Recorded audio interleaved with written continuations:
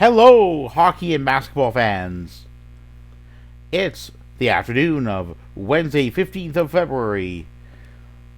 Started this message, recording this video shortly before 1 Eastern Time, 10 a.m. Pacific Time. So, thought I would do is kind of go over what I plan to discuss in this video. First, the Raptors and where they stand after the going into the NBA's own All-Star break. Then go into standings, NHL teams, going into games to be played on the 15th of February Eastern Time. Then go into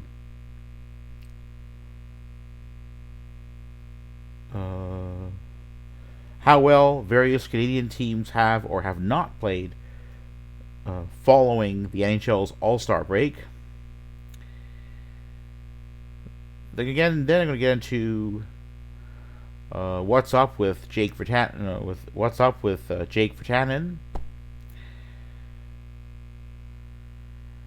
And then I'm trying to end off this video with what Leafs GM Kyle Dubas, I feel, needs to do if he, to make a strong case to, stay in his current role, or barring that, to work as an executive officer for another NHL team at the NHL level. So, thought I would do is go into first where the Raptors stand as of this Wednesday Eastern Time. Just give me a moment here. So this is the Eastern Conference of the NBA. As you can see here, the Raptors have some stiff competition to remain just in a play-in spot. They have made some improvements. They've won 2 straight and 6 of their last 10. They seem to be on the move. But in order to get into an automatic playoff spot, they're going to have to go on a heater. After the trade deadline, the Raps have definitely, during the trade deadline, they acquired Jakob Poeltl, who I believe is an Austrian player, one of the very few I believe is around the NBA. But the question is whether President Ujiri and GM Webster put out the right strategy for the Raps. Judgment time will be, for me, the first round of the NBA playoffs. The Raps where they stand, just give me a moment here. The Raptors currently stand 9th in their conference.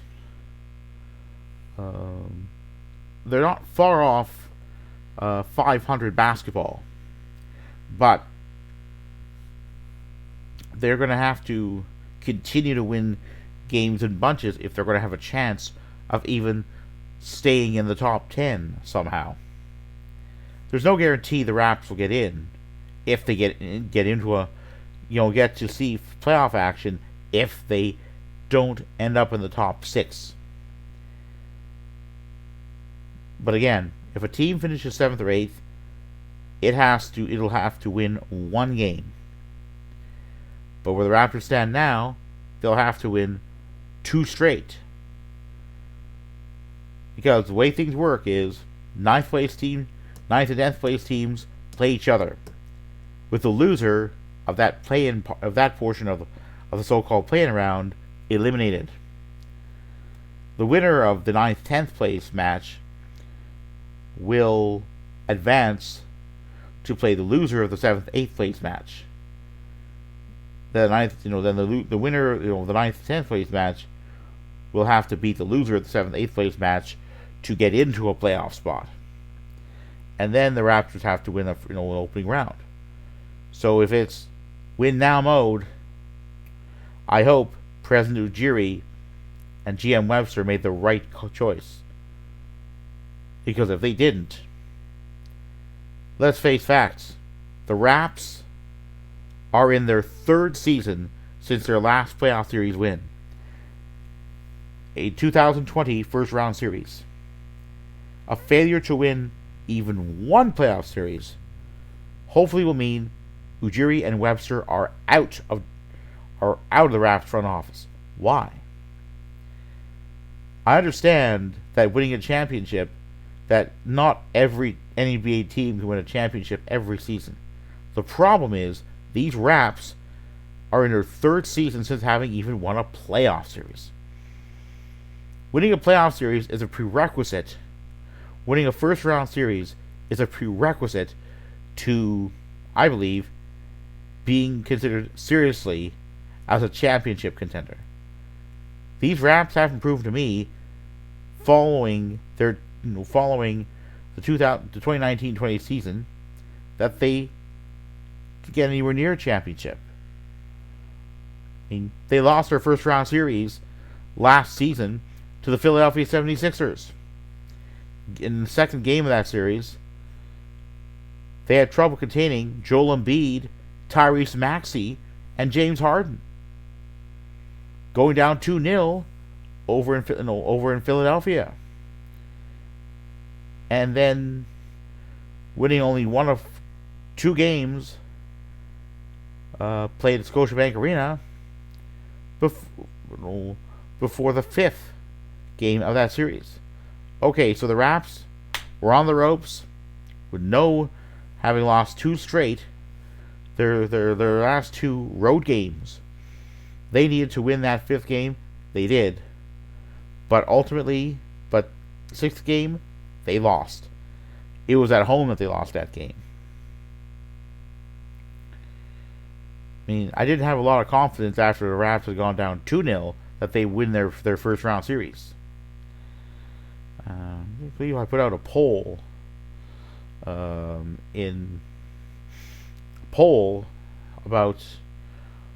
a couple of polls. One about whether the Raps were likely to win their first round series, 2022 first round series, and then how many games fans felt the Raps would need to win that series.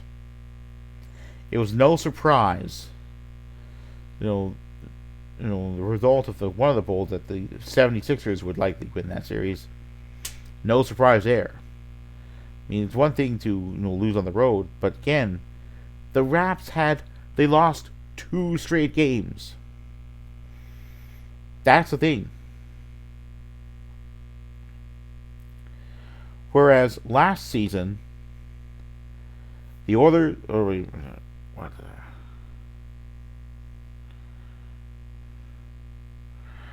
we can just see back here. Oh, never mind.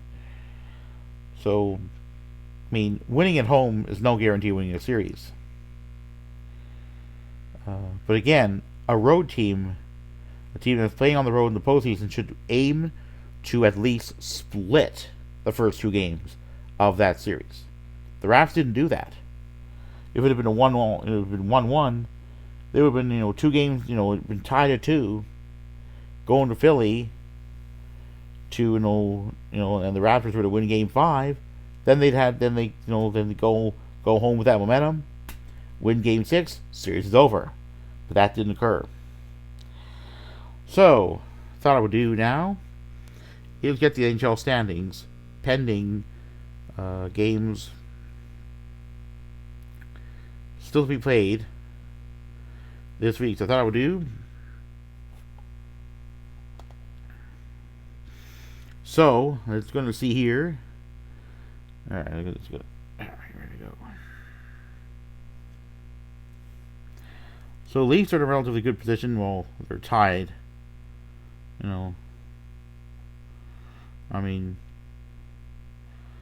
So the Leafs are third in the Atlantic, but go figure. Both teams are Lightning and Leafs are both are both a dozen points behind, ahead of Florida Panthers for fourth. But the Leafs have to start to win games during the following the NHL's own All-Star break. The Sens are they're 7 points back, but again, they still got quite a ways to go to get up there. The Habs have 5 points further back, but I don't think they have much of a hope. So now I'm going to go to the Western Conference. We have the Jets in a top 3 divisional spot at 69 points, 8 up on the Avs, and Wild. I mean, the Avs have played fewer games than the Wild, so hence the tiebreaker. The Avs in third, the Wild in fourth. So it's not clear which team the Jets will play if they finish in second. But with the way things are, it appears more likely the Jets will finish first or second. Will finish, if they move from second, in first rather than third in the Central. Now we look at the Pacific Division, and it's very interesting there. Have the Golden Knights, Golden Knights, Kings, Kraken, and Oilers, in that order on points, with the Knights having earned the most, 68 in 54 games, followed by the Kings with 67 and 55, the Kraken 66 and 54, and the Oilers 65 and 54. The Flames have played the same number of games as the top 4 Pacific Division teams, but to tie on points with the Wild, even if the Wild squad that's played one less game, Flames are vulnerable to remaining out of a playoff spot. That's not good. I mean, weren't these Flames supposed to be better? Alright, we'll get to that in a moment, but first, Canucks are so far out that they probably ain't going to